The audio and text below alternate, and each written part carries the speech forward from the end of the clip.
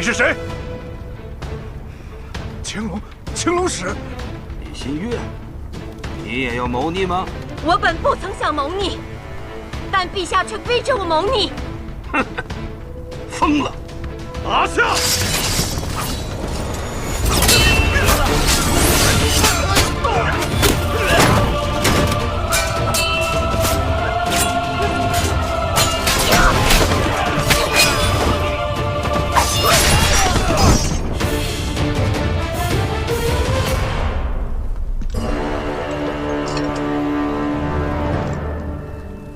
王爷，城内3万琅琊军由叶孝英召集，只要您一声令下，他们都会毫不犹豫地拔得。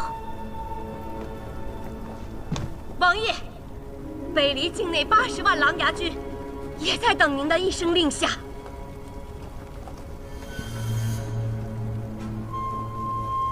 青龙使闭关多日不见，看来是修了剑心诀呀。 可剑心诀就算是再强，以你一人之力想劫法场，哼，未免也太天真了吧？国师，你在看什么？我看到了一道剑气。剑气？此剑气势可摧万城。哼，什么样的剑能摧万城啊？嗯，孤乃天子，岂能退凡人之剑？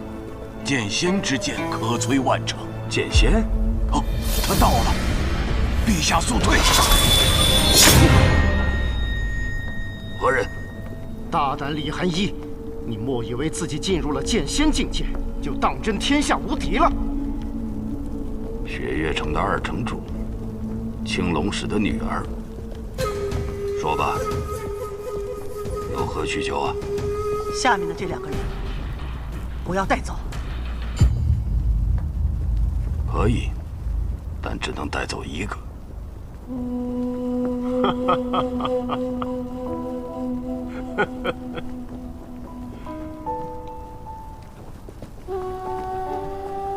新月，不要做无谓的牺牲，好好活着。后面的事情就交给你们了。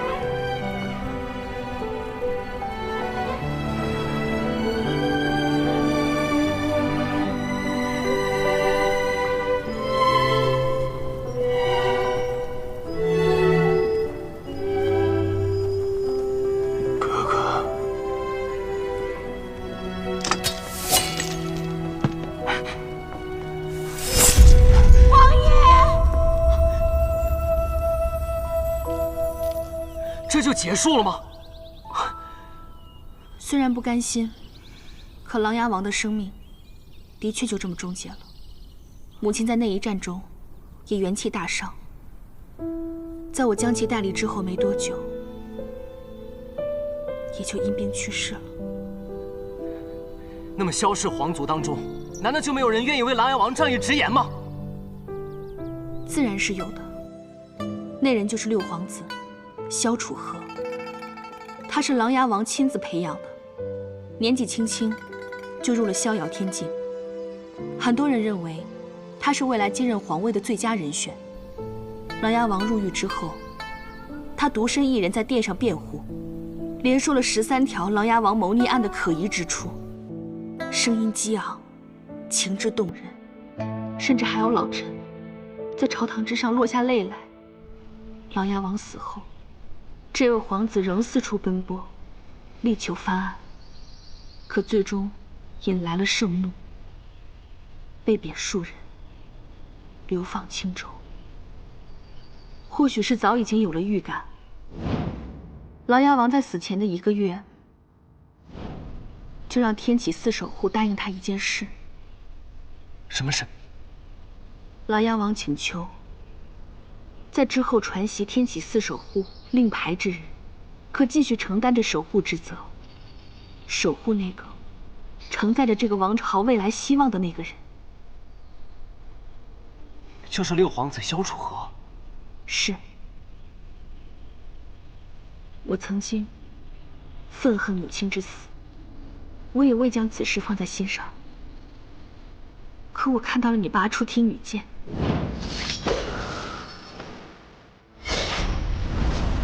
知道，你的剑跟母亲一样，你是守护之剑。当然，你也可以选择，今日要不要接过这个令牌。既然是母亲遗命，那我定当奉命而行。况且六皇子是如此大义之人，我雷无节敬佩他。好，那从今日起，你就是这一任的天启寺守护，东方卫青龙。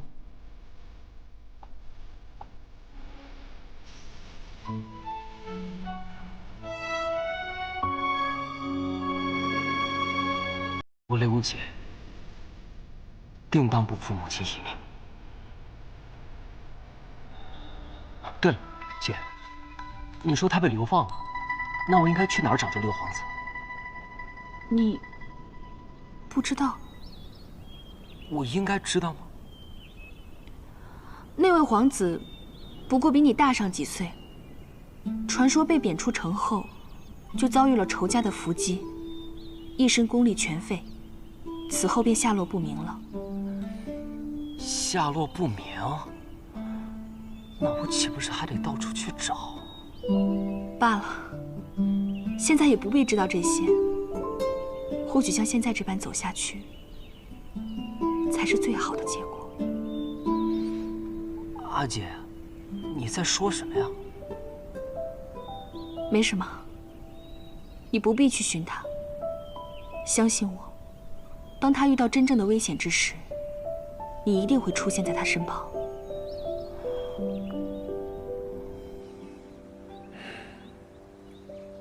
那个傻小子，希望李寒衣别把青龙令牌传给他吧。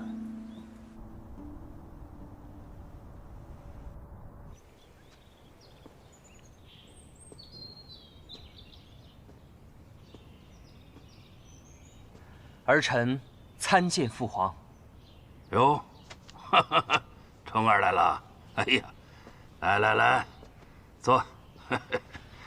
谢父皇。哎呀，虫儿，你是故众多的皇子中最为稳重的一个，啊，喝茶。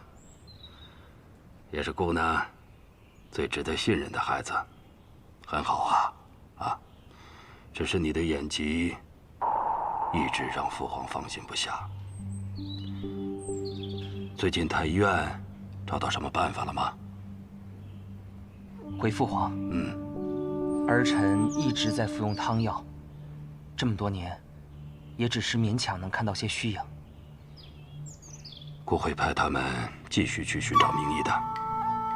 虫儿，总有一天，你的眼睛会治好的，啊！让父皇操心了。对了，父皇，不知今日召见儿臣，所为何事啊？哦，顾听说天外天那个质子回去了。12年约已满，按理来说是该回去了。对了，父皇，这件事情不是已经交给锦仙公公处理了吗？既然锦仙公公同意放他走，就是觉得他对我们北离不再造成威胁了。他个孩子家，能刮起怎样的风浪？姑才不在乎这些呢。只是姑呢，收到的消息是，在他的身边有一个人陪伴。那个人嘛，好像就是楚河呀。楚河？嗯，一定是有人妄言，六弟怎么会和魔教之子混迹在一起？姑不在乎这个。父皇，儿臣不太明白您的意思。姑找了他这么多年，却一直没有半点消息。如今呢，终于出现了一个跟他相似的人。他跟谁混迹在一起，又有什么关系呢？听锦仙说，那魔教质子风姿卓绝，跟老六也颇有几分相似。他们两个能成为朋友，并不令人奇怪。父皇的意思是想让儿臣去探一探这消息的虚实。是啊，重儿，你可愿意替父皇去做这件事儿？重儿愿意一试。如果消息属实，重儿一定竭尽全力把老刘带回来。好，重儿，带上姑的口谕，告诉他，只要他愿意回来，姑可以免去他的一切罪过，还他的皇子身份，甚至他可以重袭王爷之位。只要他能回来，那他就是永安王萧楚河。儿臣遵旨。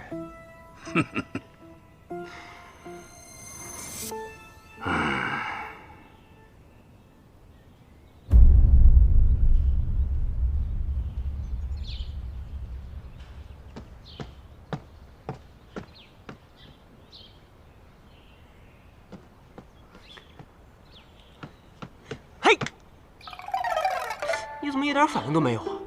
这才过了1日，你怎么又逃下来了？自从我接了我姐3剑之后，便不用在苍山上继续练剑了。我姐说，只要我每日花几个时辰专心练剑，剩下的时间可以在雪月城自由安排。嘿嘿。摘下了师傅的面具后，相认了姐弟的身份，倒是变得宠溺起来了。看来这天底下的姐姐都是一个样子，雪月剑仙也不能免俗。哎，你怎么对雪月剑仙是瓦解这件事情一点都不感到惊讶呢？这有什么好惊讶的？你是雷门的人，李寒衣是雷梦莎的女儿，你们本就是血亲，只是关系亲疏的问题罢了。传闻新剑传人李新月是江湖4大美人之一，且极为聪慧，怎么就有你这样的傻儿子呢？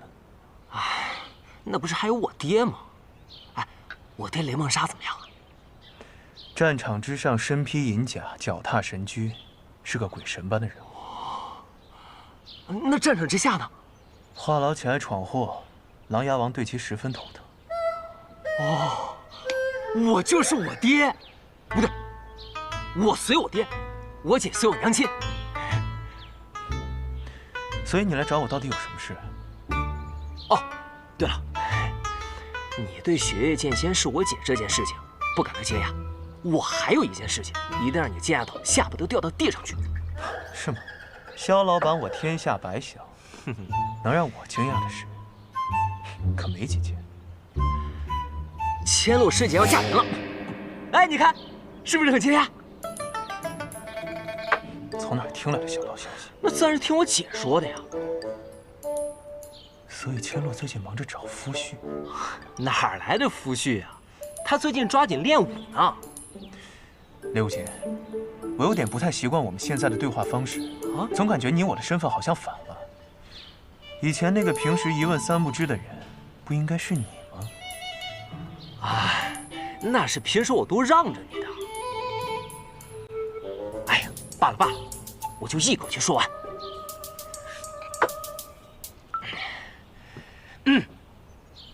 这事儿就要从3年前开始说起了。那年千落师姐及笄，江南段家少主前来求婚，请了10个门派的长老，段家上下3辆马车的聘礼来雪月城订婚。那3城主自然是看不上段家那小子了，于是想了一个缓兵之计。莫不是比武招亲？哎，你不是不知道吗？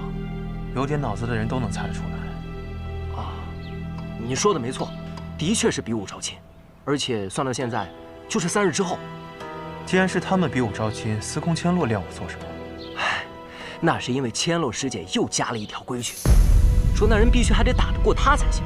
那段家自然是不同意了，说什么女子嫁夫须得温婉庄闲，不应该执迷于舞刀弄剑之事。于是呢，这条规矩就做了一些变更。若是雪月城的弟子拔得头筹，就还得过师姐这一关。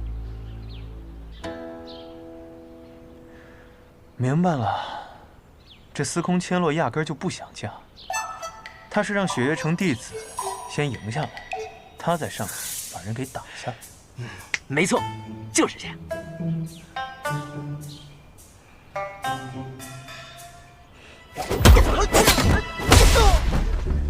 你们这一个个家伙，平时不好好练武，一到关键时刻，就这么不堪一击。千洛师姐不仅自己勤学苦练，还帮其他弟子训练呢。击败那个姓段的没什么难的，我那天看到他出手了。他最后一道暗器虽然将唐莲逼入绝境，但其实是因为唐莲不愿出手伤其性命，故意放手。哦，若论实力，唐莲远在他之上。我怎么听见有人在夸我呀？哎，大师兄。我只是阐述事实罢了。哎，既然你们大小姐遇到了大问题，你这个做大师兄的，是不是该出手相助一下？我不能出手。为什么？若我出手，最后就剩下我跟千洛一战。以雪月城的威严和千洛的性格，众目睽睽之下，我自然不能像登天阁放水雷无节一样放水千洛。再说了，这么多年，我跟千洛早已如兄妹一般，总不能真的让我娶了她吧？哼，哪那么多理由？我看你就是怕参加比武大会，被天女蕊知道了，破坏你们俩的感情呗。你再乱说，我可揍你啊！我相信大师兄是真心的。还是雷师弟懂我。相信什么呀？对天女蕊是真心的。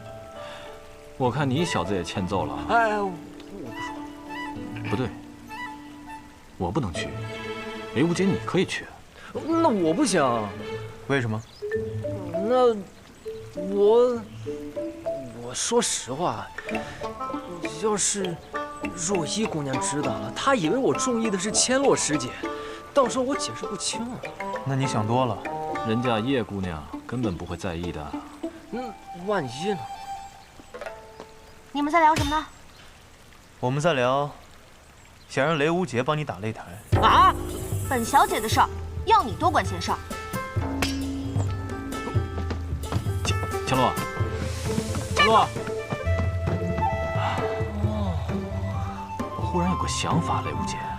大师兄，看到此情此景，就连我都很难不产生这个想法。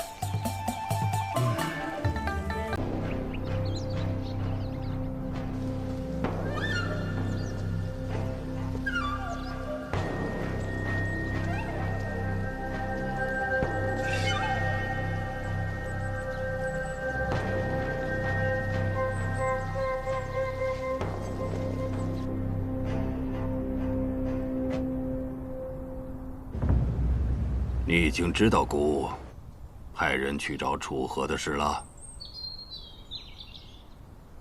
是陛下故意让臣知道的吧？是啊。楚河当初和叶将军交好，姑在想，若叶将军知道了楚河的下落，或许能助姑一臂之力啊。这么多年过去了，他现在既然愿意现身，或许他愿意回到天启了。叶将军真的是这么想的？哼，我若是陛下，就不下什么旨意了，直接带着军队把雪月城给围了。哼，呵呵。这确实是叶将军的行事啊，可是姑害怕逼得太急了。哼，以那孩子的性子，他又要对抗姑了。唉，这几年，姑禁不住总要想起过去，对楚河的愧疚，也是越积越多呀。偏偏这孩子又是个倔脾气。姑没有找他，他竟然4年消失得无影不踪。哼，姑害怕错失这次机会啊。姑想要把楚河带回宫里的事，怕是瞒不了多久。还需叶将军替孤多费心了。是，陛下放心。退下吧。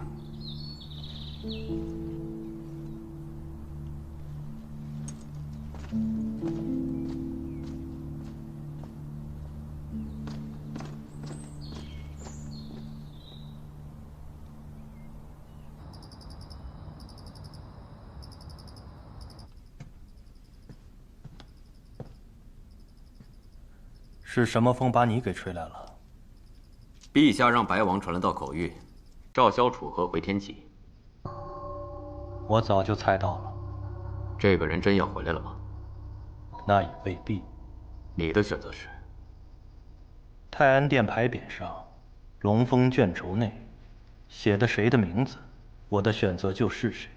可那卷轴上还没有写字。而我们可以最终影响写在卷轴上的名字究竟是谁？我提醒你们，5大监奉命行事，不要说大逆不道的话。哎，我只是说影响，又没说指定。金仙。太过敏感了，不是？谨言说的没错，若是以前，我们可以等圣上来定夺。但六皇子萧楚河重新出现，这一切全变了。我知道，你们中间有的人是白王的授业恩师，有的人是赤王的门中贵客。萧楚河的出现对你们来说，是最大的威胁。嘘，你不该在未和我们商议之前就把消息告诉陛下，更不该还没搞清楚那个人是否是真的萧楚河的情况下，没错。告诉我们于师国那事的原委，那人是萧楚河的可能性究竟有几分？你们没有这个资格。嘿，皇子之事，岂是尔等可以随意议论的？大见。近1年来，有几十匹人马先后离开了天启城，他们都去了哪里啊？他们分别去了雪月城、无双城、木梁城、江南雷家、蜀中唐门、岭南老字号温家、望城山、武当山、少林寺、云林寺，甚至去了方外之地的天外天，以及无处可寻的暗河。是啊，几乎所有的武林大家、白赤两王都派了人马前去。如今这朝堂上的纷争还没有结束，江湖上的争夺已经开始了。没错，你们说的对。谨言啊，你刚刚是说想要影响卷轴上的名字？哎呦！哎呀，大剑呐，大剑！谨言一时妄言。你知道就好。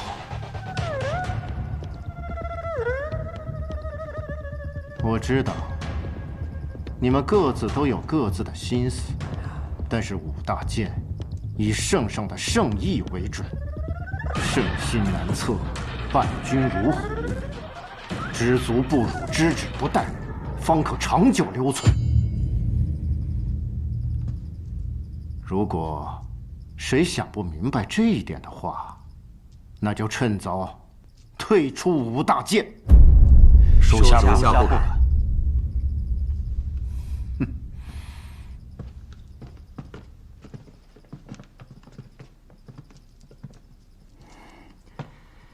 虽然你不曾做过选择，但我知道，你一直很欣赏六皇子萧楚河。为什么一定要做选择呢？这些皇子，他们小的时候都是很好的朋友，只因为我们的利益驱使，才让他们变成今天这副模样。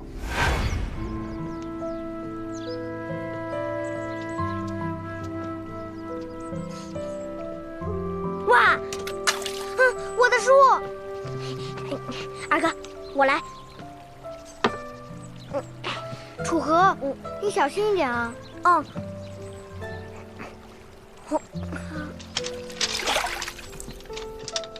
二哥，你就别看书了，你看书都湿了，你就陪我玩一会儿吧。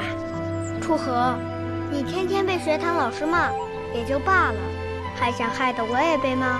二哥，其实啊，这书的内容我早就会背了，只不过是亲了老头罢了。啊，嘿，别吃！你看你那手脏的，回去洗干净了再来吃。听二哥的。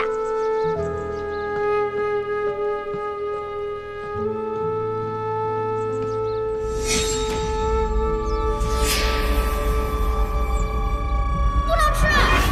不能吃！什么不能吃啊？你怎么来了？啊，我来给你送点吃的。来。哟，无事献殷勤，非奸即盗，有事求我，说吧。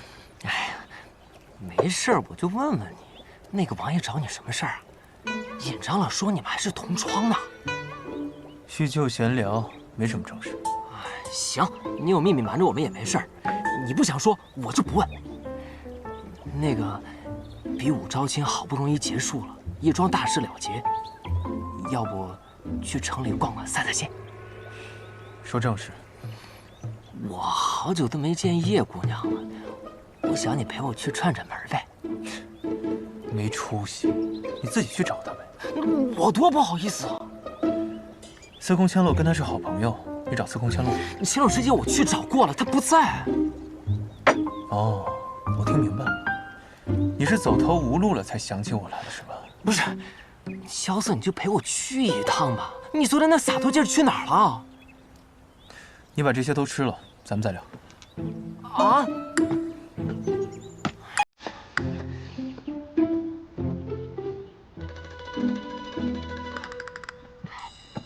萧瑟，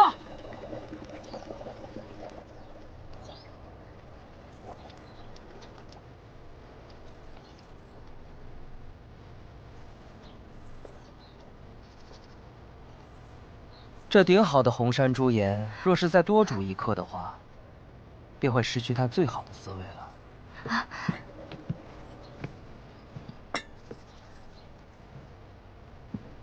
参见殿下。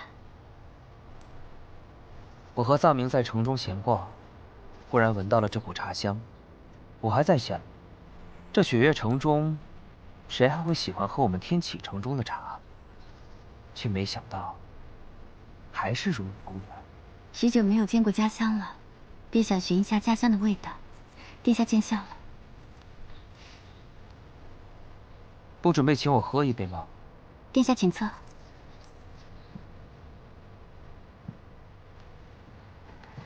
萧瑟，你这么着急拉着我去找叶姑娘，想好理由了吗？要什么理由啊？你就路过此地，有些口渴，讨口水喝。你若只想讨口水喝，那你可有口福了。啊？什么意思啊？上好的红山朱颜，配上苍山上化开的雪水来烹煮，这味道……哎呀，听不懂，听不懂。也是，对牛弹琴。哎呀，哎，果然是好茶。对了，若依姑娘，昨日有没有见到楚河？见到了，不过他跟从前相比，似乎有些不一样了。哦，哪里不一样了？以前他说话总是朗声高语，眉眼飞舞着，似乎对这世上的万事万物都有着绝对的自信。可如今的他，变得沉默懒散了不少。是啊，楚河是变了不少。那他有没有和你说说，这些年他都去哪里了？他说他开了一间客栈，在一个背靠青山、面对绿水的地方。若依姑娘，我和萧瑟路经此地，进来向若依姑娘讨杯茶水喝。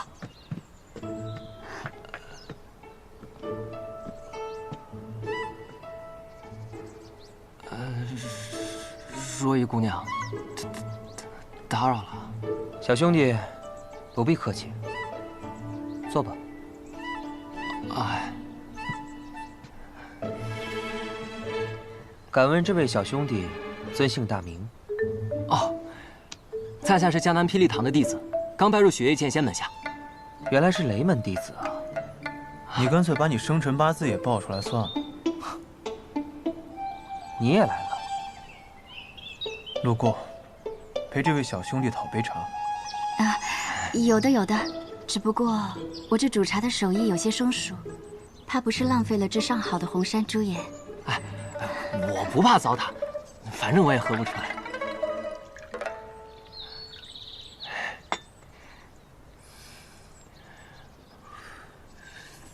雷兄弟，你不怕烫吗？啊，我练的功夫叫火灼之术，这茶水的烫算不得什么。哎，若依姑娘，再来一杯。那我给你倒杯热水算了，省得浪费这红山猪眼。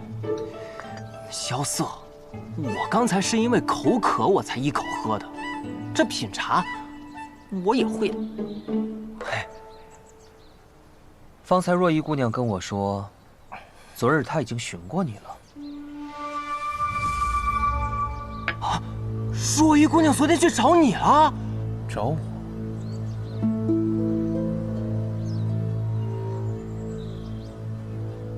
哦，昨天若依姑娘也路过我的小院，也进来喝了杯茶。顺便问了一些我关于天启的事。那便好。若依姑娘一个人在雪月城，作为天启城的亲人，就应该多关照关照。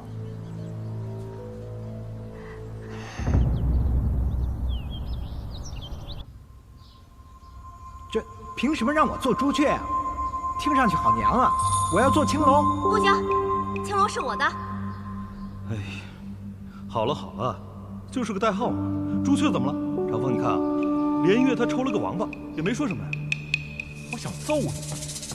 阿爹，啊，阿爹，千洛，你找我来，坐坐坐。萧瑟这次帮了你那么大的忙，有没有谢过人家呀？谢过了，谢过了。你女儿我这点礼节还不懂呀？嗯，是我的乖女儿。哎，千洛，你说萧瑟这臭小子，平时处处跟你作对，可是这次你比武招亲呢？你看他忙上忙下的，给你帮了那么多的忙，我怀疑他是不是有什么企图啊？哎，你觉得萧瑟这小子怎么样啊？什么怎么样？哎，脸红了，脸红了，脸红了！阿爹，你想什么呢？哎呦，千洛，我是你阿爹，心里怎么想的，跟阿爹说好不好？啊？哎呀，哎，好精致的令牌啊！爹，你从哪儿来的？是不是要送给我的呀？送给你，当然可以了。不过你一旦拿起这块令牌，你可要承担很重很重的责任了。什么责任啊？说起来话长啊。若依姑娘，本王所托之事，还请多费心。啊，若依记下了。那本王就不打扰各位叙旧了，告辞。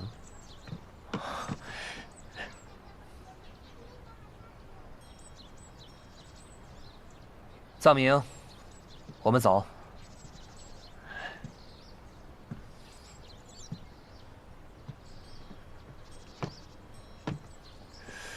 萧瑟，那白王的部下好像不太喜欢你啊。谁知道呢？可能我们合不来吧。你喝完了吗？喝完咱们就走。啊，不妨多坐一会儿吧。对嘛，若依姑娘都邀请了，咱们就多坐一会儿吧。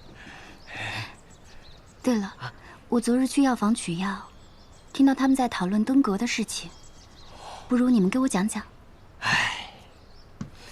说起这登天阁呀，我一人直冲16层问见雪月剑仙的故事，那还真是有趣的很啊。只见那13层守阁者骆明轩，他不和我比武艺，他要和我来一个赌局。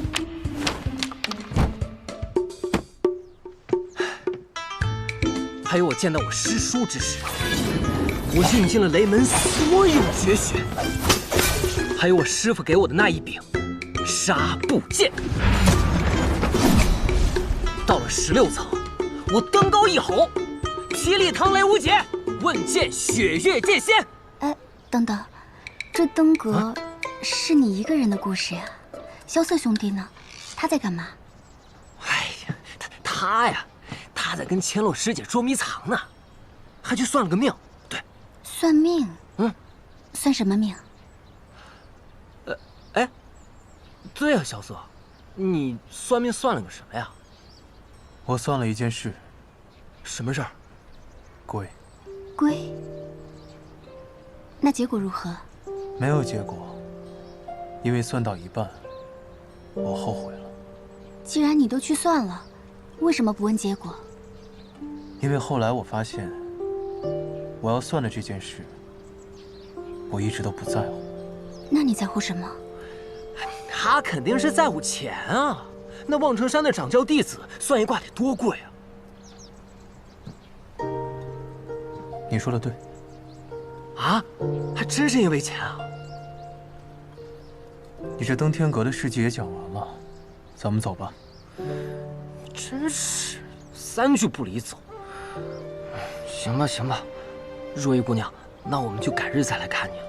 日日来也无妨的，我这院子里冷清，你们来了还能陪我说说话。行，那我明日就来。不，明早就来。走了。走了。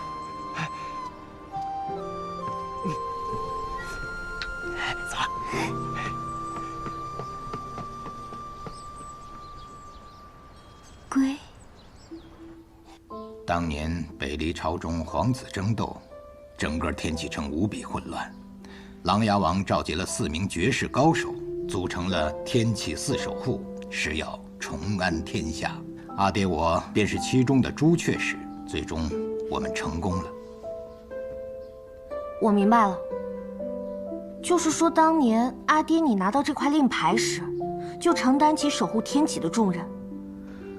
而如今天启安稳了，王朝也换代了，所有的守护使也要找新的传人，而这个新的传人，将要守护的，就是6皇子萧楚河。千洛，你能够承担起这份责任吗？我的女儿就是聪明，3言2语就听得明明白白。那我现在就决定，这块牌，我拒绝。我记得从我出生的时候，阿爹就没去过天启城吧？没有。那自然，你也不知道萧楚河了。可那萧楚河是琅琊王所看重的，他……我不管他看中的人是谁，我司空千洛若要守护，只会守护我自己看中的人。你，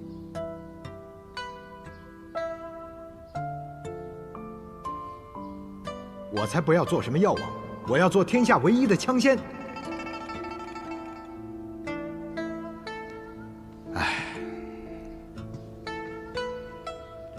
阿爹，我记得有一位大师跟我说过一句话：少年人要有自己的江湖。